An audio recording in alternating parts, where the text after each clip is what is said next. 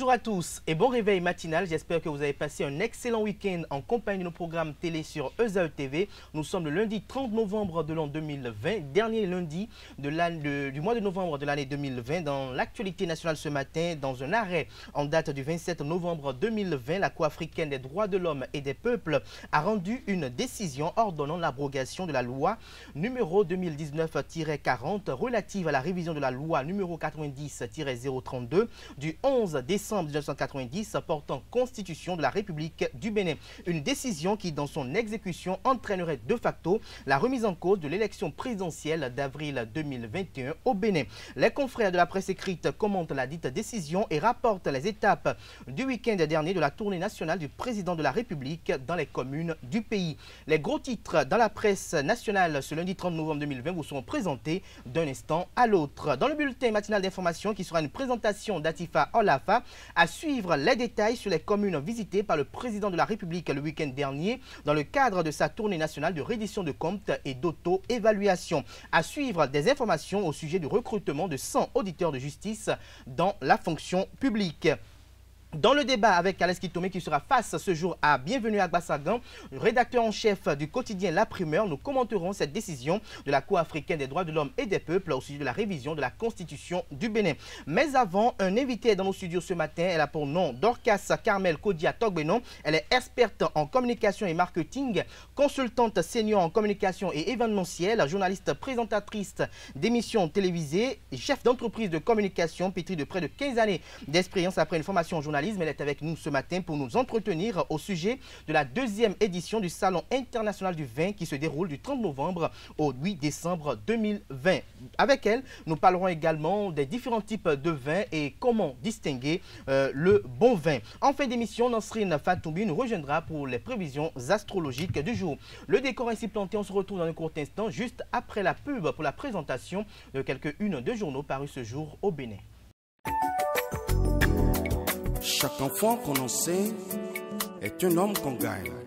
L'école est le lieu par excellence de l'éducation. ESAE.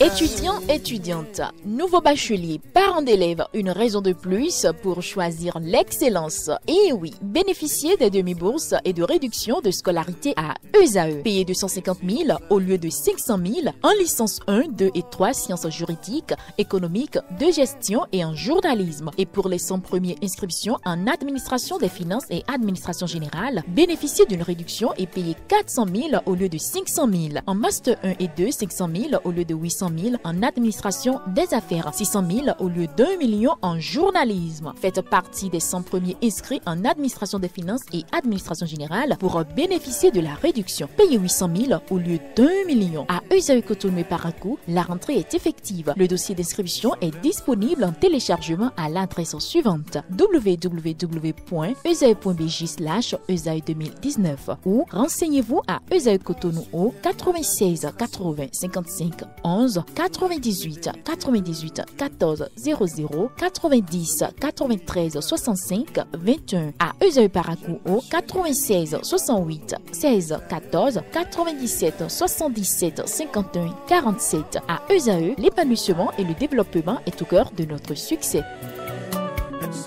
ESAE, l'excellence a un nom.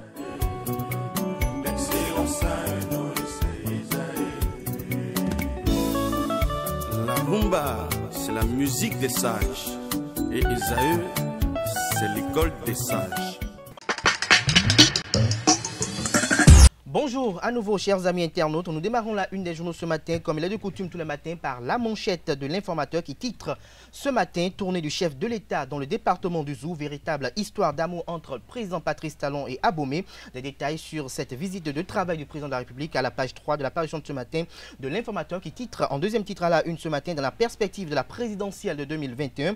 Le parti politique Force Corée pour un Bénin émergent FCBE remembre ses structures. Des détails à la page 6 de la parution de ce matin du du Canard. Toujours à la une de l'informateur de ce matin, accueil chaleureux réservé au chef de l'État dans les communes du pays, un chef-d'œuvre d'Élie Mévor et des femmes guerrières de la rupture. Des détails dans les colonnes de la parution de ce matin de l'informateur dans l'oreille droite de la une de ce matin. Vous invite à découvrir dans les colonnes de sa parution du jour le journal École produit par les étudiants en journalisme à l'École supérieure d'administration, d'économie, de journalisme et des métiers de l'audiovisuel. ESAE Fraternité en manchette ce matin, application de la loi sur le financement public des partis politiques. Les conclusions de la mission de contrôle de la Commission électorale nationale autonome Sénat vous sont publiées à la page 3 de la parution de ce matin du Canard qui retient en manchette un plaidoyer dans les prochains jours à l'endroit du ministère des Finances. Toujours à la une de Fraternité de ce matin, 9e édition de la quinzaine nationale de l'emploi. Le message du ministre Modeste Kérékou vous est publié à la page 12 de la parution de ce matin du Canard. Nous restons toujours à la une de Fraternité de ce matin. Promotion de fin d'année, le décodeur HD de Canal+, désormais cédé à 1000 francs CFA. Notre époque titre à la une ce matin, tournée présidentielle. Abomey sublime et porte Patrice Talon en triomphe. La dépêche en manchette ce matin, décision de la Cour africaine des droits de l'homme et des peuples ordonnant l'abrogation de la loi numéro 2019/40.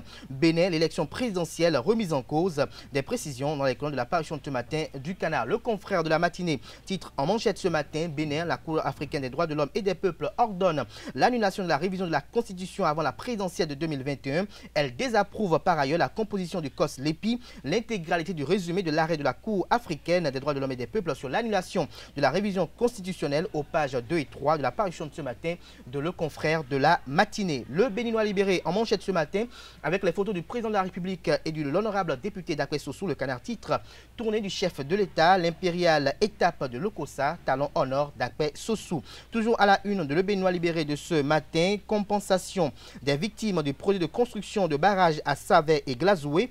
La rupture joint l'acte à la parole, environ 400 millions de francs CFA déboursés au profit des ayants droit. Toujours à la une de Le Béninois libéré de ce matin, foire internationale virtuelle SIVA 2020, une belle opportunité pour les petites et moyennes entreprises. Plus de détails dans les colonnes de la parution de ce matin de Le Béninois libéré. Le Soleil Bénin Info en manchette ce matin, discours du chef de l'État lors de sa descente dans le département du Zou. Clarté, vérité et mea culpa. Ministre, député, directeur de société, douaniers, médecins et consorts sont les prédateurs de l'économie nationale. Plus de détails sur les propos tenus par le chef de l'État à la page 3 de la parution de ce matin du Canard. L'événement précis en deuxième titre à la une ce matin, Oswaldo Meki à propos de la qualification pour la CAN 2022. Nous sommes au travail pour gagner et nous qualifier. Des précisions dans les colonnes de la parution de ce matin du quotidien. Info Matin en manchette ce matin, à moins de 5 mois des présidentielles de 2021, le chassé croisé à Yves Talon se poursuit. Des précisions à la page 3 de la parution de ce matin du Canard. Nous passons à présent au quotidien Matin Libre qui titre en manchette ce matin, promesse politique, semaine du récépissé des démocrates, premier test grande nature pour Patrice Talon. Des détails à la page 2 de l'apparition de ce matin du Canard. Et toujours la une de Matin Libre de ce matin, étudiant tué par balle à l'université d'Abomey-Calavi. La cour s'y penche ce mardi. L'article est à lire à la page 9 de l'apparition de ce matin du quotidien Matin Libre qui titre également à la une ce matin, centre de santé de Kétou. La mort d'une femme enceinte fait polémique.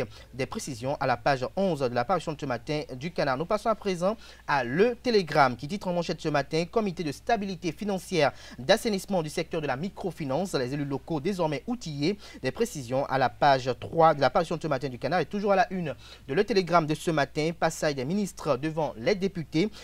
Alain Orunla, ministre porte-parole du gouvernement, ministre de la communication de la Poste, défend un budget de plus de 5 milliards de francs CFA. Des détails à la page 11 de la parution de ce matin du Canard. L'Indépendant en manchette ce matin, reddition de compte du chef de l'État à l'Okosa. Le Bénin en passe de réussir son indépendance énergétique. Des précisions à la page 3 de la parution de ce matin du Canard. Nous passons à présent à Le Potentiel qui titre en manchette ce matin pour une victoire à la présidentielle de 2021. Irénée Agossa unie à l'ADA aux démocrates. Toujours à la une de Le Potentiel de ce matin, reçu sur 90 minutes pour convaincre de l'ORTB hier. Le ministre des Sports, Oswaldo Meki, annonce la fin de la tricherie sur les âges. Nous passons à présent au quotidien national d'information. Le quotidien national d'information qui titre en manchette ce matin, reddition de compte du chef de l'État à l'Okosa. Nous allons rompre enfin avec le sous-développement, a-t-il laissé entendre. Plus de détails à la page 3 de la parution de ce matin du quotidien de service public qui titre également à la une ce matin. Débat budgétaire au Parlement, passage réussi pour les ministères de la communication et de l'énergie. Des détails à la page 7 de la parution de ce matin du Canard. Nous mettons un terme à la une des journaux de ce matin par Les Pharaons qui titre titre en manchette ce matin, tournée présidentielle, Abomey, le tournant inattendu de la visite de Patrice Talon. Des précisions dans les colonnes de la parution de ce matin du quotidien Les Pharaons. Ce sera tout pour la présentation de quelques-unes de journaux. Les quotidiens sont disponibles dans les kiosques au prix de 300 francs CFA. Ils sont également accessibles en ligne. Nous passons à présent au bulletin matinal d'information qui est une présentation de ce matin de Atifa Olafa. Bonjour chers amis internautes, les épreuves du concours de recrutement de 100 auditeurs de justice au profit du ministère de la Justice et de la Législation se dérouleront les 12 et 13 décembre 2020. C'est ce qu'informe la ministre du Travail et de la Fonction publique, Adidiatou Martis. Selon le communiqué en date du 26 novembre 2020, les personnes détentrices des diplômes de master en droit et de master en droit, de maîtrise en droit obtenus à l'étranger et dont les attestations sont en cours d'authentification au niveau de la Commission nationale d'études des équivalences des diplômes sont autorisés à titre dérogatoire à prendre part au concours. Les dossiers sont déposés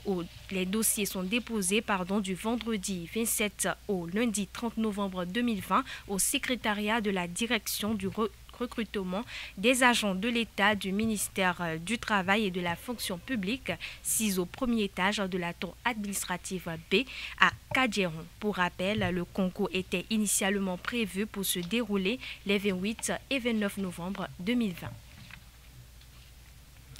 13e journée de la tournée nationale du président Patrice Talon dans les communes du Bénin.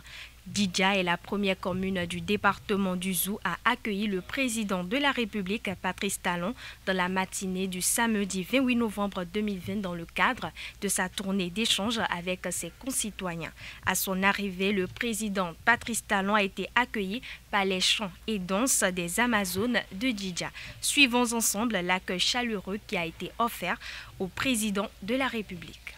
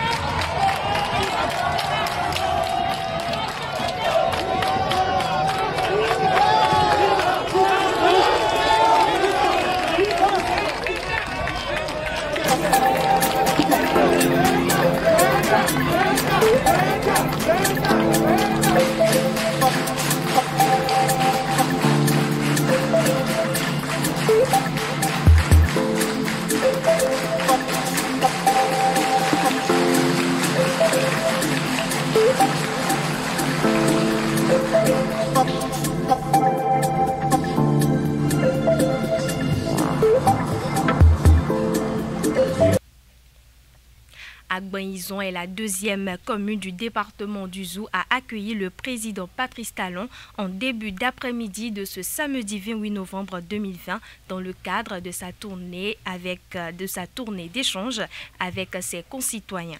À son arrivée, le président de la République Patrice Talon a été accueilli par de riches animations culturelles, en l'occurrence celle de Kokouwewe, danseur sur bambou. Je vous invite à suivre un résumé vidéo de l'accueil.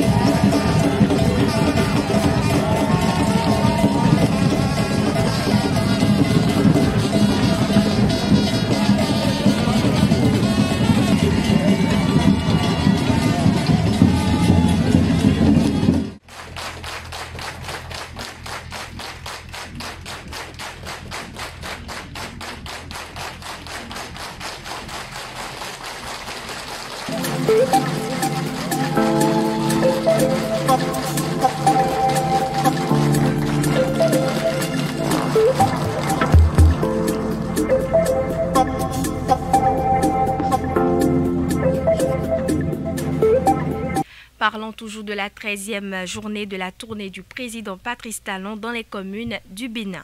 Abomey est la 3e commune du département du Zou à accueillir le président de la République Patrice Talon en fin d'après-midi du samedi 28 novembre 2020 dans le cadre de sa tournée d'échange avec ses concitoyens.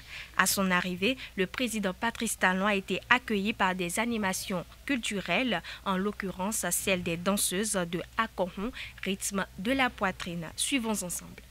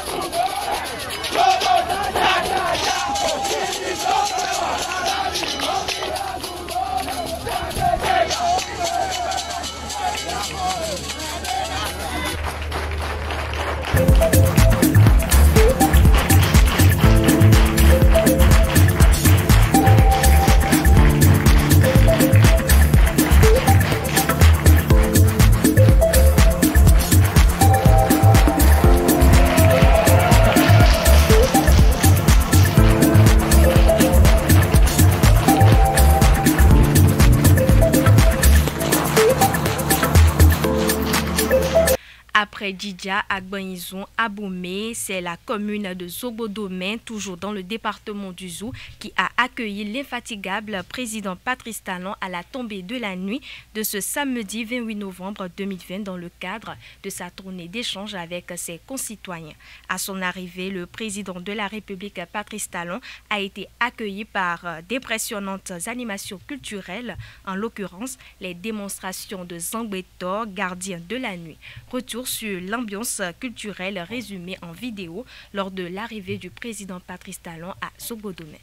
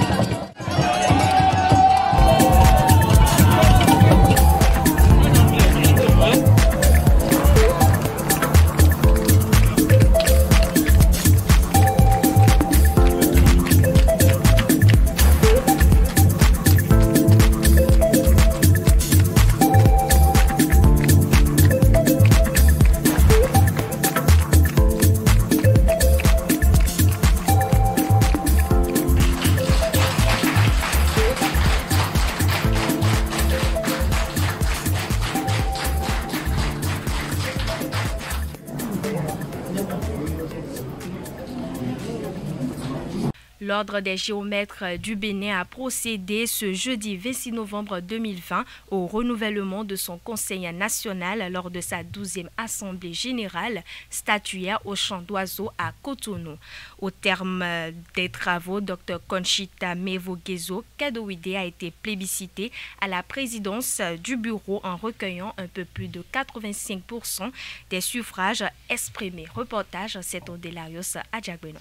Le Conseil national de l'ordre des géomètres experts du Bénin change de main. Conchita Menvogezo Kedowide prend les rênes du bureau exécutif. Par 35 voix sur 41 suffrages exprimés, elle succède à Akadus Romiade Ogoubi au thème de la 12e Assemblée générale statutaire de l'organisation parapublique au champ d'oiseaux de Cotonou. Votre choix s'est porté sur ma modeste personne et non seulement c'est un honneur pour moi, mais une très grande responsabilité dont je mesure la grandeur et la sensibilité. Et je voudrais ici prendre l'engagement solennel de conduire avec vous et avec votre soutien le bateau pendant les 2 prochaines années de notre mandat, c'est-à-dire sur la période 2021-2022. La nouvelle équipe ambitionne consolider les acquis du bureau sortant et engager des innovations pour mettre résolument l'ordre des géomètres experts du Bénin sur orbite. Notre feuille de route pour ce mandat 2021-2022 cherchera à améliorer et consolider nos acquis, à poursuivre la dynamique insufflée et à innover dans notre mode de fonctionnement et de gestion des affaires relatives à la corporation pour toujours faire rayonner l'harmonie au sein des membres de notre corporation. Cher Président Ogoubi, au nom de tous mes confrères, je vous dis un grand merci. Votre passage dans ce fauteuil a été très bénéfique pour nous, géomètres experts, pour le secteur du foncier et de la géomatique de façon générale. Vos compétences, savoir-faire et qualité nous seront toujours utiles. L'assainissement de la corporation fait partie des défis majeurs à relever par le nouveau bureau. Pour y parvenir, ses membres peuvent compter sur l'accompagnement de l'autorité de tutelle, le ministère du cadre de vie. Il faudrait qu'on mette de l'ordre. Il faudrait qu'on mette de l'ordre, nécessairement. Et mieux, pour mettre de l'ordre, il faut agir aussi sur les tests réglementaires et législatifs. Avoir des tests qui nous permettent et surtout permettre au bureau d'agir.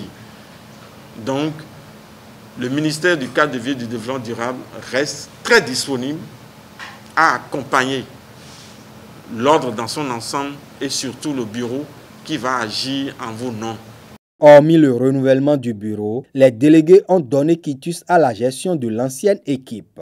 Par ailleurs, les 7 nouveaux géomètres admis dans l'ordre ont été présentés à l'Assemblée. L'ouverture des travaux a été rehaussée par la présence de plusieurs partenaires de l'OGE, notamment l'Agence nationale du domaine et du foncier, l'ANDF. Ainsi se referme ce bulletin matinal d'information. Merci pour votre attention et excellente semaine de travail à toutes et à tous.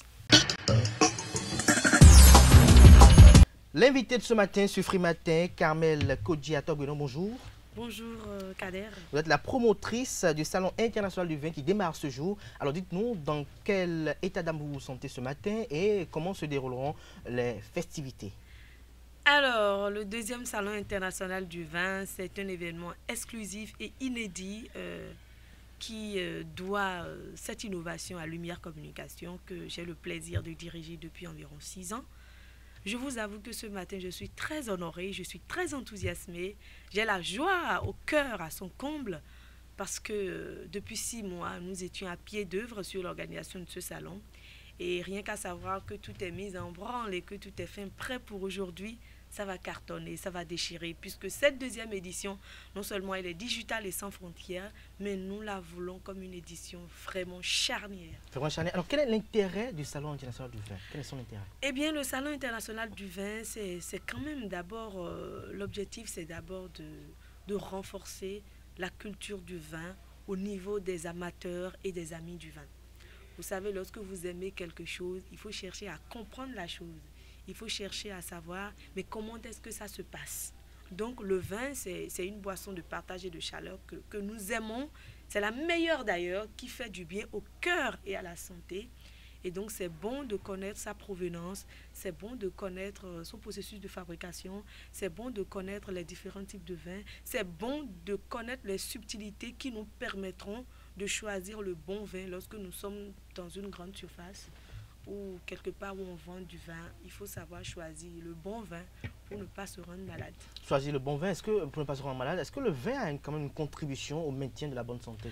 En effet, les médecins nutritionnistes vous le diront, et justement à ce propos est attendu à ce salon Dr Alfred Akakpo qui nous parlera des apports du vin à la santé. Vous savez, lorsque vous prenez un verre de vin par jour, je ne vous demande pas d'en prendre chaque jour parce que ça a un budget, mais lorsque vous prenez un verre de vin, vous allez voir que votre organisme est en forme, vous vous sentez bien. Et lorsqu'on prend une bouteille par jour? Moi, je n'oserais pas vous recommander de prendre une bouteille par jour parce qu'on n'est pas dans une dynamique de saoulerie. Okay? Mais il faut juste prendre ce qu'il faut. Lorsque vous prenez un verre de vin, vous allez voir que vous vous sentez à l'aise. Ça vous libère, ça dégraisse les graisses du cœur. Ça fait du bien. Ça fait du bien. Alors, il faut lorsque prendre beaucoup vous de bien. dégustez du bon vin, vous vous sentez dans un autre état. Vous vivez. Ah bon, c'est jouissif. C'est jouissif? C'est formidable. C'est formidable. C'est fantastique. Alors, donc, dites-nous, quels sont les différents types de vins? Oui, les différents types de vins, c'est du blanc sec, c'est du moelleux, c'est du rouge, c'est du rosé aussi. Et puis, certains spécialistes, depuis quelques années, parlent du vin bleu. Mais c'est vrai que ce n'est pas légion. C'est un peu rare. On préfère ne pas trop en parler parce qu'il y a des personnes qui écarquillent les yeux et qui se disent, mais c'est du jamais entendu. Le vin, il est toujours rouge. Voilà, donc je préfère m'arrêter sur le blanc qui se décline en sec, en moelleux, du rouge et du rosé. Alors, comment reconnaître le bon vin pour quelqu'un comme moi qui n'est pas amateur du vin? En effet, nous avons les cavistes professionnels, c'est-à-dire les spécialistes du vin, qui sont à ce salon et qui vont vous développer beaucoup de thématiques qui vous permettront de comprendre comment reconnaître un bon vin. Mais déjà, ce qui permet de reconnaître un bon vin, c'est l'étiquette qui est un concentré d'informations. Parce que lorsque vous prenez une bouteille de vin, il y a deux étiquettes.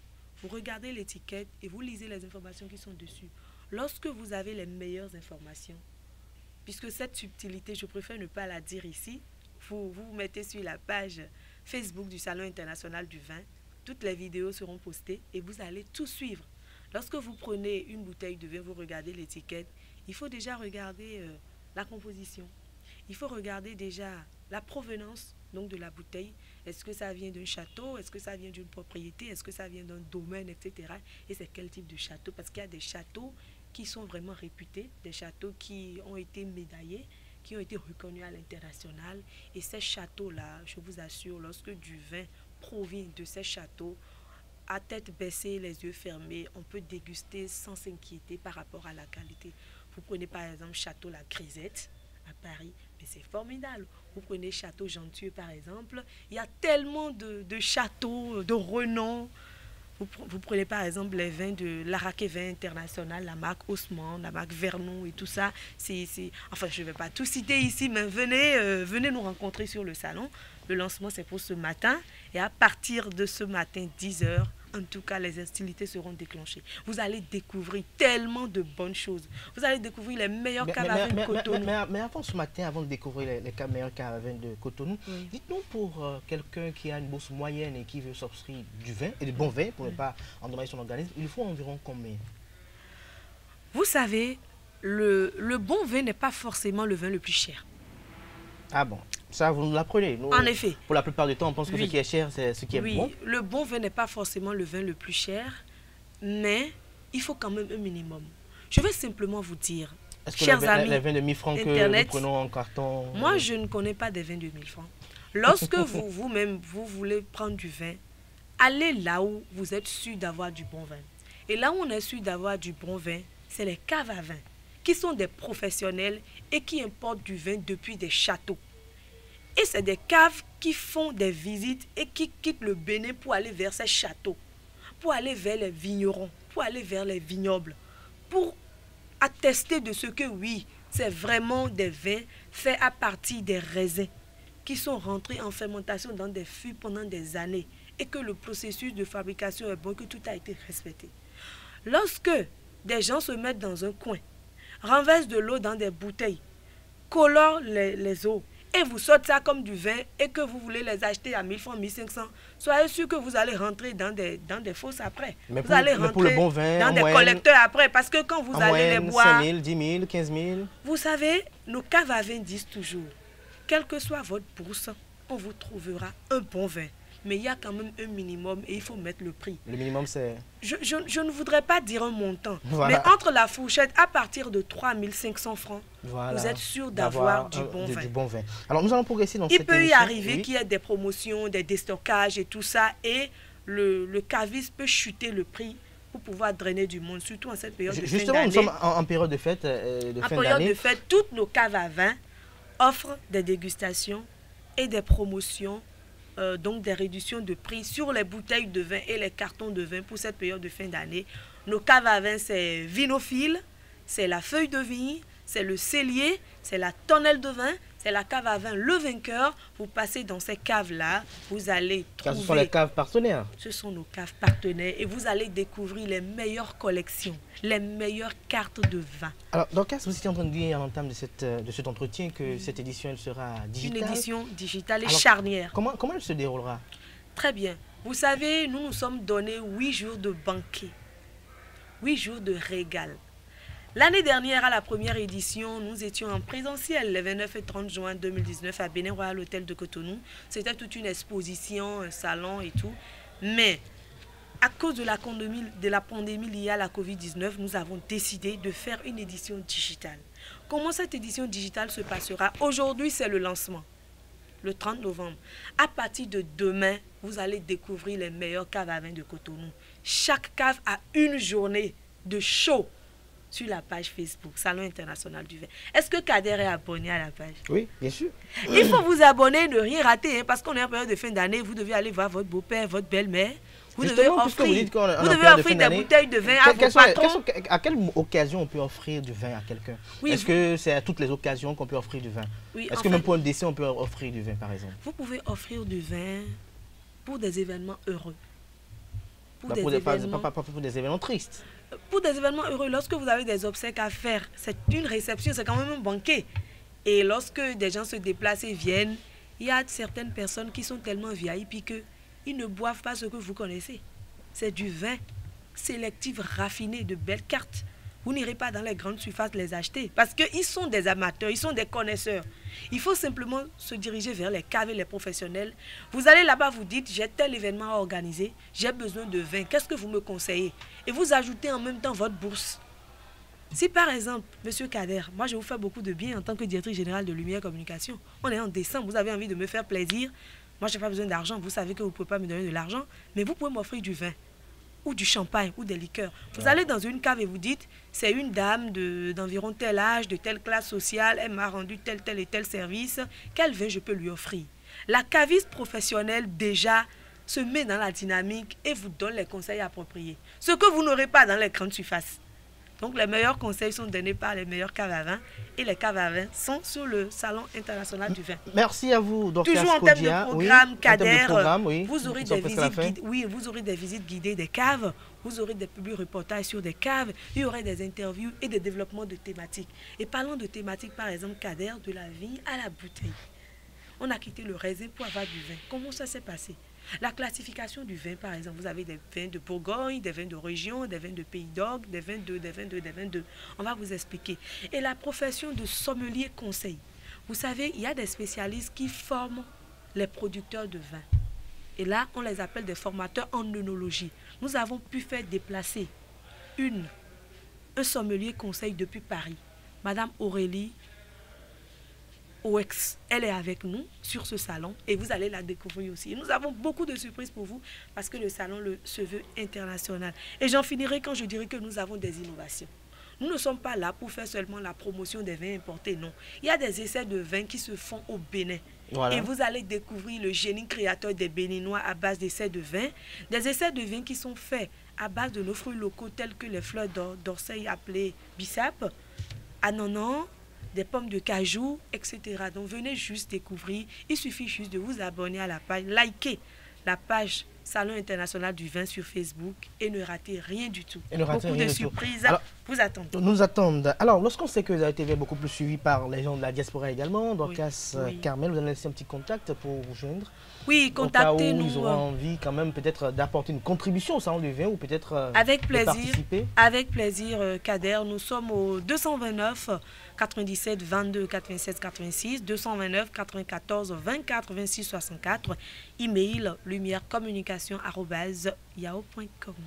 Alors, vous, amateurs du vin, ce salon est le vôtre. N'hésitez pas à liker la page Facebook ou à contacter Madame Dorcas Carmel, Kodia Togbenon. Merci à vous, chers amis internautes. Nous passons à présent au débat sur Free Matin. Nous parlons à présent politique. Le débat sur Free Matin, Carles Kitomé, bienvenue à Bassagan. Bonjour à vous. Bonjour. J'espère que vous avez passé un excellent week-end. Grâce à Dieu. Alors, Carles Kitomé, la Cour africaine des droits de l'homme et des peuples a pris une décision qui ordonne ou bien qui fait un choix d'annuler la révision de la Constitution qui a été effectuée en 2019. Dites-nous, quelle analyse faites-vous de cette démarche de la Cour? Et est-ce qu'il y a des enseignements à en tirer? Ben, je dirais d'entrée que la Cour est quelque part dans son rôle, celle-là d'essayer d'analyser et de prendre des décisions compte tenu des requêtes qui leur sont adressées pour essayer d'apporter quand même un appui juridique aux nations membres de façon à ce que les lois qui sont votées puissent respecter pleinement les droits de l'homme et que ces lois puissent être conformes au corpus juridique dans lequel nous vivons. Et donc, je crois que la Cour a statué selon la requête et selon la matière juridique en sa possession pour prendre cette décision. Ça, c'est de façon technique. Mais à y voir de près, on pourrait toujours revenir sur cette décision parce que parfois on se demande bien le rôle de cette Cour africaine des droits de l'homme et du peuple, parce que on a l'impression que en ce qui concerne le Bénin, depuis un certain temps, on a l'impression que cette Cour prend fait et cause pour les opposants. Et plusieurs personnes commencent à assimiler même cette Cour à un instrument utilisé par l'opposition béninoise pour s'en prendre à l'exécutif. Donc, c'est la lecture croisée que je peux faire rapidement de cette décision. Une décision qui a des conséquences normalement. Parce que s'il fallait annuler cette révision de la Constitution, ça... Est-ce qu'elle peut avoir des conséquences quand le Bénin a annoncé son non, contraire? La décision demande en même temps que toutes les lois qui ont été votées pour respecter les nouvelles dispositions soient annulées. Donc, toutes les conséquences juridiques de ces lois doivent également être annulées si cette loi était abrogée. Donc, c'est quand même beaucoup de choses sur lesquelles on doit être obligé de revenir. Et ça fait déjà plus d'1 an que cette loi a été votée. Et nous sommes aujourd'hui, je crois, il y a cette loi de la CADEC qui parle de fait qu'on peut toucher aux dispositions électorales à 6 mois, à 6 mois des élections. Il faut au moins 6 mois. Et maintenant, nous sommes déjà dans ce délai et la décision de la Cour vient. Pour quelle incidence? Qu'est-ce qui peut être fait? Est-ce qu'aujourd'hui, même si le Bénin prenait la décision d'abroger cette loi, est-ce que nous pouvons l'abroger alors que nous sommes à moins de 6 mois de la présidentielle? C'est vraiment beaucoup d'interrogations auxquelles les juristes vont sûrement nous apporter des réponses. Alors, bienvenue à Bassagan, votre analyse de cette décision de la Cour africaine des droits de l'homme et des peuples? Je dirais que c'est vraiment triste, il faudrait le préciser. Et qu'une Cour africaine se prête à ce jeu de comédien. Je le dis de cette façon-là. Parce que quand vous voyez les différentes actions de cette Cour, voyez même la dernière décision. D'ailleurs, vous allez voir qu'il y a trop de comédie dedans. Pourquoi? Celui qui a saisi, le requérant d'ailleurs, donc qui a saisi la Cour africaine des droits de l'homme et du peuple, on n'a même pas son nom. On dit qu'il a requis l'anonymat. Comment on peut saisir une juridiction et qu'on peut nous parler on peut nous dire que la personne a voulu requérir, je dirais même, l'anonymat? Là, d'abord, il y a quelque chose qui ne va pas du tout. On pourrait dire que la requête n'est pas recevable. La requête n'est pas recevable, d'ailleurs même. Et donc, parce qu'on n'arrive pas à identifier, l'État béninois n'arrive même pas a identifié la partie demanderesse et que vous demandez maintenant un certain nombre à la partie défenderesse. Je n'en disconviens pas. Ce qu'il faudrait dire encore par rapport à cette décision qui ordonne une révision de la constitution béninoise et demande donc l'abrogation, oui, l'abrogation, et demande donc, en tout cas, demande à ce que toutes les lois qui sont dérivées de cela donc connaissent aussi le même processus de l'abrogation qui n'est que l'annulation rétroactive de cette loi-là. Alors, qu'est-ce que vous pouvez dire par rapport à cette décision? Quand vous prenez les différents éléments qui ont été cités, on va même dire qu'il y a une impartialité entre... C'est-à-dire, il y a une impartialité de la Cour constitutionnelle en raison du fait que celui qui est président de la Cour constitutionnelle, vous savez, sont passés avec le président de la République. Et donc, le demandeur, en tout cas, je dirais, le demandeur, le requérant, faisait état de cela. Et la Cour n'a pas accepté. Je suis d'accord sur ce plan-là avec la Cour qui n'a pas accepté le fait qu'on aurait dit que le président de la Cour constitutionnelle avait eu des relations avec le président Patrice Talon. Et de la même façon, en étant ministre de la Justice, il était donc au cœur de cette révision de la Constitution. Il a initié cela. Je suis là d'accord que la Cour n'a pas pu donner raison au requérant. Mais ce que je vois dans la réaction de la Cour, le Bénin, tout récemment, vous savez très bien, s'est retiré de ce protocole-là, permettant donc à tout citoyen de saisir, comme il veut, en tout cas la Cour africaine des droits de l'homme et du peuple. Si vous voyez le début d'abord, que c'est à la fin du mandat de Yahi Boni, et que Yahi Boni a voulu accepter, en tout cas a voulu engager le processus, vous voyez un peu, il y a une malice là qui ne dit pas son nom, et que eux aussi, ils savent pertinemment que lorsqu'on va ouvrir la voie à n'importe quel citoyen d'aller devant cette cour-là, ça serait tellement du désordre. Et c'est ce que nous sommes en train de voir aujourd'hui. Chacun se lève et que du jour au lendemain, il saisit la cour. La cour prend des... Excusez d'abord. Est-ce que la cour, même dans cette décision, ne prenne que des mesures provisoires? La Cour ne statue pas réellement au fond du dossier. Mais en prenant chaque fois des mesures provisoires, ça gêne en réalité. Si des pays, des États, parce que beaucoup n'ont pas adhéré, en tout cas à ce protocole-là, et que des États ont eu le courage d'adhérer, il faudrait que la Cour africaine des droits de l'homme et du peuple encourage ces États-là. Si vous voyez, la Cour, c'est comme si c'est une Cour d'opposants. Et que chaque fois, c'est-à-dire que quand un opposant a des soucis, on saisit cette Cour-là. Même dans la sous-région, il n'y a pas, en tout cas, il n'y a pas de décision qui renforce l'État. Vous allez remarquer que ce sont des décisions qui renforcent toujours des opposants. Alors on se pose des questions pour dire, mais réellement, cette Cour africaine des droits de l'homme là, parce qu'il y a un problème de droit qui se pose. Vous voyez tout récemment, la Cour constitutionnelle béninoise a rendu une décision et par rapport, en tout cas, par rapport à cette décision de la Cour de justice de l'UEMOA. Et vous allez remarquer le développement qu'a fait le juge constitutionnel. Et je risque même que le même développement vienne ici pour montrer que l'ordre constitutionnel ne peut pas, en tout cas, c'est-à-dire se plier devant l'ordre communautaire. Ici, c'est vrai que nous sommes dans la sous-région, en tout cas, je dirais, donc sur le plan de l'Union africaine, une décision paraîtra pour voir est-ce que le droit international a une primauté sur le droit constitutionnel. Le juge constitutionnel béninois, le sachant, en tout cas, en sachant que cette cour-là, c'est une cour qui donne, en tout cas, de la matière en matière jurisprudentielle, nous allons voir ce que cette décision-là va donner.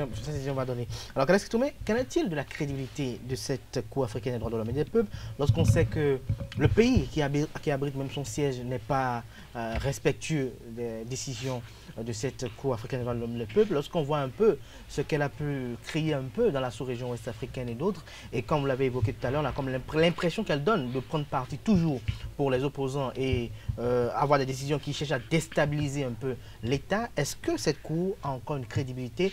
Est-ce que l'État devrait se plier à une telle exigence lorsqu'on se rappelle également, on s'en tient également pour information que le Bénin a effectué son retrait du protocole?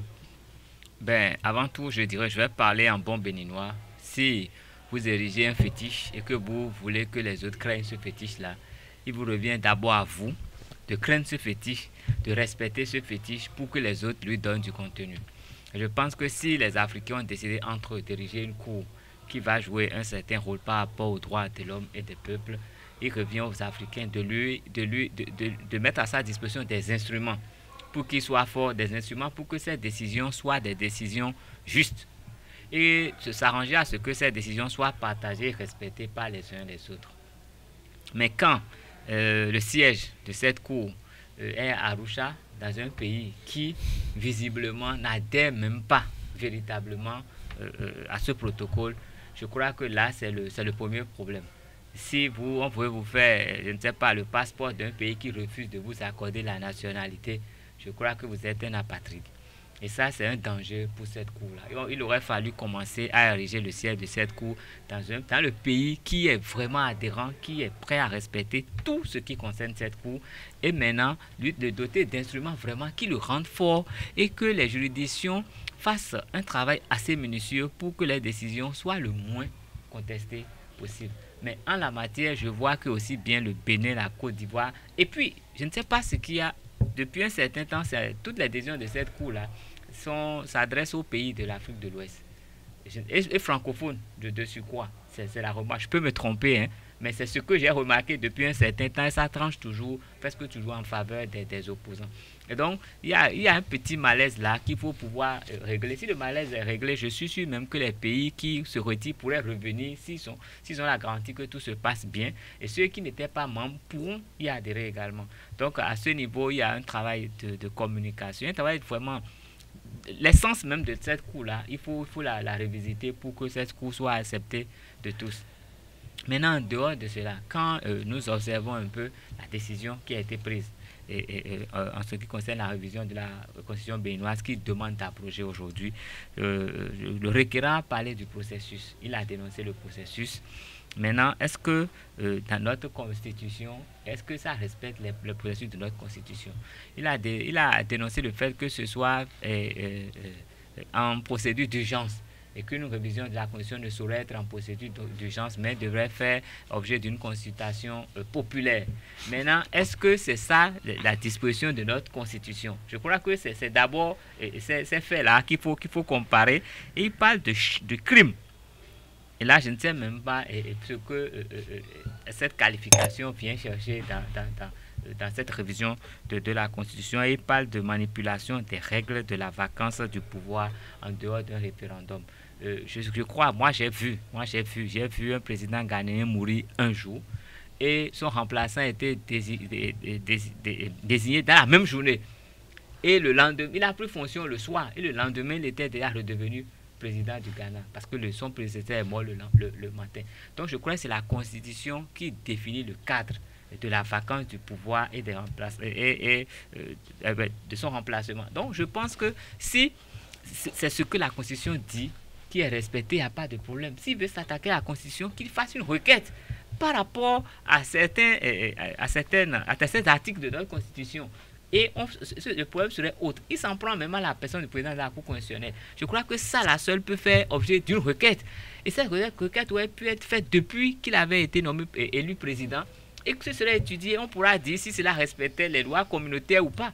Et donc, s'il y a enjambement, parce que pour moi, il y a un mélange de requêtes. Et à mon avis, ça fait que sa requête aurait même pu être rejetée. Parce qu'il demande tellement de choses qui n'ont pas forcément la même valeur, qui n'ont pas la même qualité. Donc ça pose un problème juridique énorme. Donc il aurait fallu qu'on rejette sa requête, qu'il revienne avec des requêtes détaillées, précises, en mentionnant, parce que ici à la Cour constitutionnelle, pour que votre requête soit reçue, il faut d'abord que vous puissiez préciser votre nom, votre adresse, tout. Sinon, la requête n'est même pas reçue pour qu'on en parle. Seulement que quand la requête vient comme ça, la Cour même peut ne pas recevoir la recette et s'auto-saisir. Si la Cour africaine avait dit qu'elle s'était auto-saisie, on comprendrait, mais sous anonymat, pour s'attaquer quand même à la révision de la Constitution d'un pays, ça pose un gros problème pour la reconnaissance de la Cour africaine. C'est vrai, il faut préciser un certain nombre de choses. La Cour reproche au Bénin de n'avoir pas de n'avoir pas effectué une révision de la Constitution sur la base d'un consensus. Ça me fait rire. D'abord même, c'est-à-dire que le principe du consensus, que les gens auraient voulu même que ce principe-là, ce principe soit un idéal qui doit être élevé en principe à valeur constitutionnelle. La Cour de Robert Dossou n'a pas pu définir les critères du consensus. Ouais. Alors, est-ce que pour qu'on aille à cette révision, il n'y a pas eu de consensus? Moi, je vous dis qu'il y a de consensus. Je le démontre. De quelle façon? Vous savez que le président Patrice Talon, avant d'être élu, a dit qu'il procédera à la révision de la Constitution dans son projet de société. Et c'est sur la base de ce projet de société qu'il a été élu président de la République. Et donc d'abord, ça veut dire qu'il y a déjà une adhésion populaire autour de la révision de la Constitution avant que Patrice Talon ne soit élu. Premier élément. Deuxième élément, lorsqu'il est venu au pouvoir, il a engagé le processus. C'est là où les politiques aériennes sont entrés dans le jeu. Parce que certains ont vu que leurs intérêts, en tout cas leurs intérêts personnels, se verront touchés. À partir de ce moment, il faut trouver un goulot d'étranglement. Ils ont évolué. La classe politique s'est réunie pour qu'on puisse aller à une révision de la Constitution. Les autres ont joué à la politique de la chaise vide. Ils ont joué à la politique de l'Autriche. Ils n'ont pas voulu donc participer aux actions. Et que c'est eux qui disent aujourd'hui qu'il n'y a pas eu de consensus. Vous décidez, on appelle au consensus. Vous décidez de ne pas participer au consensus. Donc quand je mets ces deux éléments dans un agrégat avec la consultation de la classe politique qu'il a eu en dernière position, je me dis qu'il y a consensus parce que aucun test ne nous définit, en tout cas, le consensus, le critère de consensus. Ils n'ont qu'à aller chercher le niveau d'évaluation pour dire que ça là c'est un consensus, ceci n'est pas un consensus. Et on parle il y a eu un dialogue politique national. Un dialogue politique national. Même si on aurait tagué cela de n'importe quoi, d'un machin, il y a eu dialogue. Parce que c'est ces différentes choses-là qui font que nous avons des décisions aujourd'hui de fantaisie. Il faut le dire. Et le jeu auquel se prête cette cour-là, cette cour crée chaque fois de désamour entre elle et les États. Et ce qui va conduire à l'effritement de cette cour-là. C'est l'effritement. Et vous allez remarquer que progressivement, la Cour africaine des droits de l'homme et des peuples n'aura pas son importance. Et le problème, c'est ceci. C'est parce que à chaque instant, on crie démocratie, on crie droit de l'homme. Vous voyez, le fait d'aller toujours en droit de l'homme, en disant que oui, c'est une question de droit de l'homme, ça commence par aggraver même des situations. Ça entre dans des choses incongrues, il faut le dire. Et donc, nous avons des décisions du genre. Or, en réalité, il faudrait aujourd'hui circonscrire le droit de l'homme. Quand vous prenez même le droit de l'homme dans son ensemble, il n'y a pas un périmètre bien défini pour les droits de l'homme. Et donc, à chaque fois, quelqu'un se soulève et on utilise le vocable droit de l'homme, on peut prendre n'importe quelle situation et l'intégrer dans le droit de l'homme. C'est le problème là, ça. Et donc, il faut aujourd'hui que ceux qui sont des juristes en la matière, des doctrinaires aussi, arrivent à travailler pour circonscrire le périmètre des droits de l'homme. Parce que le mot droit de l'homme, c'est un mot qui trahit. Hein. C'est-à-dire souvent, c'est-à-dire que quand vous ne savez pas, voilà, le choix est vague. Tirer là-dessus chaque fois là, ça crée des situations qui enflamment. Et c'est ce qu'on est en train de voir. Il faut aujourd'hui réfléchir sur le droit de l'homme pour nous dire, droit de l'homme, voilà ton champ, démocratie, voilà ton champ. Et donc, à partir de ce moment-là, les choses pourront être bien connues. Mais la façon dont les choses se déroulent là, c'est de l'anarchie. Moi, je dirais même c'est une plaisanterie de mauvais goût, il faudrait le dire. C'est de l'anarchie pour vous. Bienvenue à Bassagan. Merci pour vos commentaires. Merci également à vous, Kales Kitome, pour vos commentaires. Cette décision de la Cour africaine des droits de l'homme et des peuples fait couler beaucoup d'encre et de salive. Nous allons essayer de recueillir pour vous, dans la grande édition du journal télévisé sur Ezaï TV, quelques commentaires au sujet de cette décision. Nous y reviendrons probablement demain matin dans le débat sur Free Matin. Chers amis internautes, merci pour l'attention. On retrouve à présent Nansrine Fantoumi qui nous dévoile les prévisions astrologiques de ce lundi. Amis internautes, bonjour et bienvenue sur le message des astres. Comme d'habitude, démarrons par le tout premier signe du zodiaque Bélier. Bélier, Vénus vous ouvre cette semaine la voie à de nouvelles idées pour renforcer votre façon d'aimer avec votre partenaire. Vous pourrez au cours de cette semaine trouver de nouvelles attitudes constructives qui consolideront les bases de votre romance. Pour ce faire, recherchez davantage le confort plutôt que l'argent. Chez Taureau, le travail sera assez prévisible et vous pourrez semer de bonnes graines qui porteront leurs fruits d'ici la fin d'année. Néanmoins, la qualité de votre sommeil ne sera pas excellente et cela pourra affecter votre bien-être physique et psychologique. Natif du signe Gémeaux, c'est le moment de commencer une nouvelle relation qui durera longtemps. Une force interne se déploiera pour montrer et exposer tout ce dont vous rêvez en relation avec le statut social et la place que vous occupez dans votre monde quotidien. Chers amis Cancer, dès aujourd'hui, vous bénéficierez d'une agilité mentale remarquable. Vous aurez à cet effet la capacité de comprendre très rapidement même les changements de dernière minute. Ces atouts vous permettront de profiter d'opportunités inattendues dans votre métier. Amis Lion, socialiser, s'amuser avec vos amis et votre partenaire est ce qui vous rendra le plus heureux cette semaine. Néanmoins, la semaine professionnelle sera assez dure et vous n'aurez pas vraiment envie de travailler. Il y aura des disputes, des opinions contradictoires entre vous et vos collègues. Beaucoup de mauvaise humeur au rendez-vous. Soyez donc prudents et restez concentrés.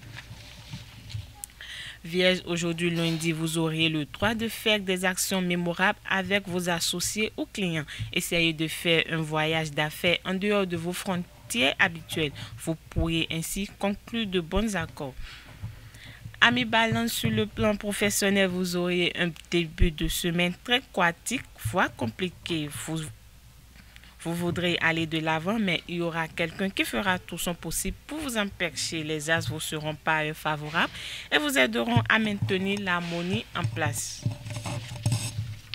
Chers amis Scorpions, au travail, il y aura beaucoup à faire et le rythme de ce jour sera effréné. Vous devrez cependant bien organiser vos papiers ou documents là où la communication joue un rôle particulièrement important. Sagittaire, en amont, la prédiction pour cette semaine du mois de décembre parle plus d'amitié que d'amour romantique. Cependant, le véritable entrera dans votre vie, non sans devoir auparavant avoir fait face à quelques complications. Faites preuve d'intelligence.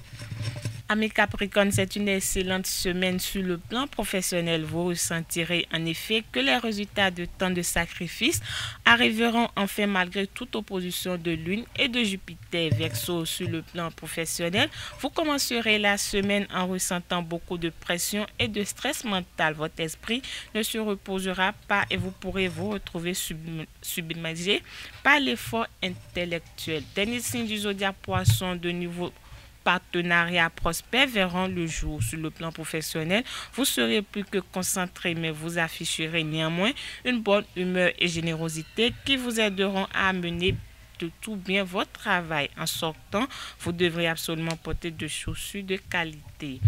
C'est tout, amis internautes, pour le message des as de ce lundi matin. Merci de nous avoir suivis et à demain. Merci à vous, Nansrine Fatoumbi. Merci à vous, chers amis internautes. Merci à toute l'équipe de réalisation, à la régie, Ruth Sodeji, au plateau. Nous avons Jefté Rungen, nous avons également Hermione Lalou, sans oublier Fabricia Vodabri. Merci à tous pour Free Matin de ce matin. On se retrouve demain avec le même plaisir. Portez-vous bien et à demain. Plaise au ciel. Portez-vous bien. Excellente semaine de travail à toutes et à tous et bonne préparation des fêtes de fin d'année.